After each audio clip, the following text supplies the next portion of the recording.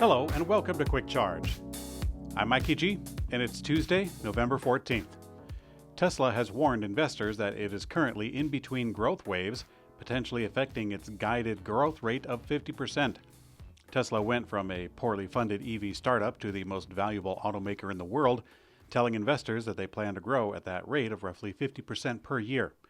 They've always said that around 50% growth rate would be long-term and it could vary from year to year. Tesla has indeed accomplished this at various times, but at least for now it's not in the immediate future. Tesla investor Gary Black reported new comments from Tesla Investor Relations during a recent investor conference. He said that Tesla warned that it is, quote, now in an immediate low-growth period. Now, Martin Vieja, Tesla's head of investor relations, clarified in a comment, saying, quote, what I said specifically is that we're between two major growth waves. The first driven by the 3 and Y platform since 2017, and the next one that will be driven by the next generation vehicle. After backlash over the no reselling clause of the Tesla Cybertruck, the company updated its purchase agreement to remove the clause. It did seem kind of scary with them saying that they would sue owners for $50,000 or more. As stated yesterday, clauses like that are not unheard of, but they're not common either. For the Cybertruck, it could be seen either way. It's an incredibly popular and pivotal vehicle for the company and the EV industry and perhaps the auto industry at large. With that in mind, it's understandable that any car company wouldn't want the launch of their vehicle to be mired by unfair and opportunistic marauders. However, the vehicle was designed for ease of mass production, and Tesla already claims to have production capacity of 125,000 per year. Even with Tesla's foresight, the program has a planned capacity of 250,000 units.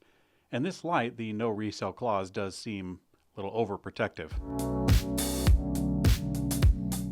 Tesla has sought to help prove that its vehicles built with giga-casted parts are not more expensive to repair. Over the last few years, Tesla has heavily invested into giga-casting technology to produce larger car parts. Like any new tech, insurance companies and the public need to be educated as to their benefits and drawbacks, and according to a new report from Autocar, Tesla is investing in research and development to find new ways to repair their latest giga-casted cars. The report claims that Tesla is working with Thatcham Research to, quote, test EV makers' new underbody after concerns raised over repair costs. Now, while many automakers expressed similar concerns about gigacasting when it was first pioneered by Tesla, many of them are now following Tesla's lead. The in-dashboard range estimate in Tesla vehicles takes into account a variety of metrics, and for the first time, Tesla reveals everything that affects that calculation. It's actually quite the list that I think would be more interesting than telling you the backstory and everything. I don't think it's any specific order, but here is the list in its entirety.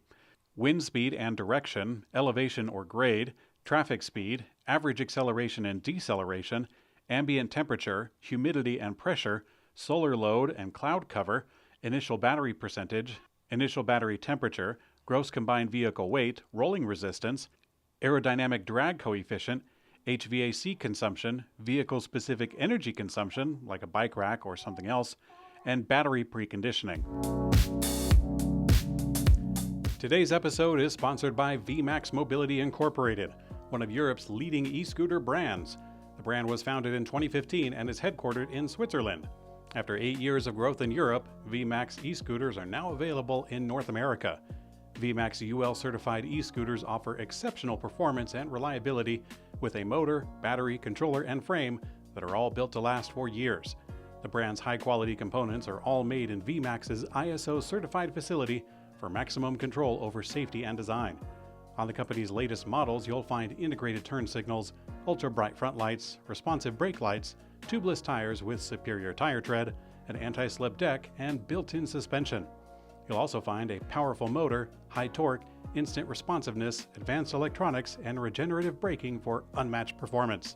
VMAX offers an industry-leading 24-month warranty, and with nationwide repair shops and a local U.S. warehouse for parts, servicing is easy. Check out the latest VX5, VX2 Pro, and the VX4 models, and stay tuned for the exciting new VX3. If you're a speed enthusiast, don't miss the company's R40 and R55 high-speed race scooters. Visit vmax-escooter.us and use promo code VMAXElectrek for exclusive offers for a limited time. Thanks again to VMAX for sponsoring. On Monday, Rivian released an incremental software update, 2023.42, which actually bricked the infotainment system in the R1S ES and the R1T S. The company is frantically working on a fix, but it might not be an over-the-air update. The vehicles are drivable, but the software and display goes black. It appears that the software update hangs on 90% of the vehicle screen or 50% of the app screen, and then the vehicle screen just blacks out itself. At the moment, it appears that Amazon vans are not impacted. Rivian has been in direct contact with customers over the issue, and as of now, it is not known when a fix will come or if it will require an in-person visit or mobile service visit. Rivian employees are undoubtedly working overtime, and hopefully not through the night, although the marketing team very well could be because they have a lot of work to do to smooth over this potential lack of trust. Fisker saw its shares plummet 14% after reporting big losses and lower sales volume than expected. Fisker says it now expects to produce 13,000 to 17,000 of their Ocean SUV this year. That cut back from the original projection of 20,000 to 23,000. According to Reuters, Fisker cut its 23 guidance, saying, quote, as it struggles to ramp up deliveries and flagged weaknesses in internal controls over financial reporting. Not mincing words, the CEO, Henrik Fisker, said, quote, we have not been able to follow through with deliveries fast enough. And he went on to say, quote, people have paid and are waiting for their cars, and some of them are really getting annoyed. Volkswagen is moving ahead with plans to build electric vehicles in Mexico. Volkswagen will invest $750 million, the first of two packages, to transform its facility in Puebla.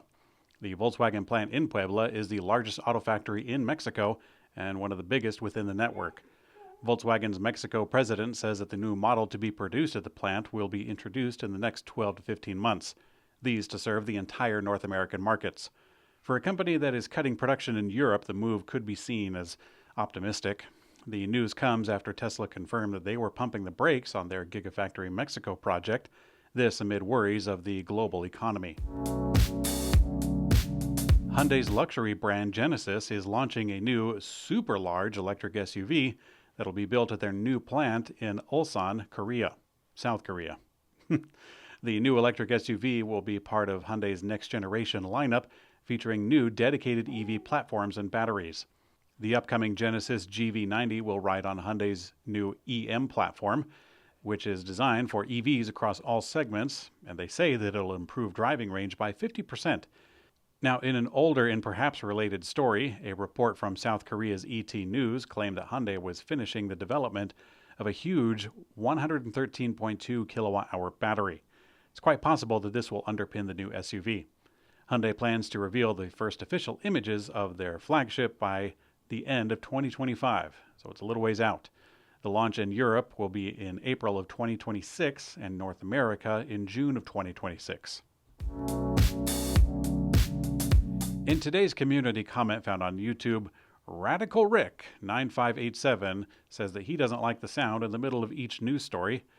Well, I'm sorry to hear that, Rick, but this was created as an audio podcast first, and then a video version was kind of put on top of it.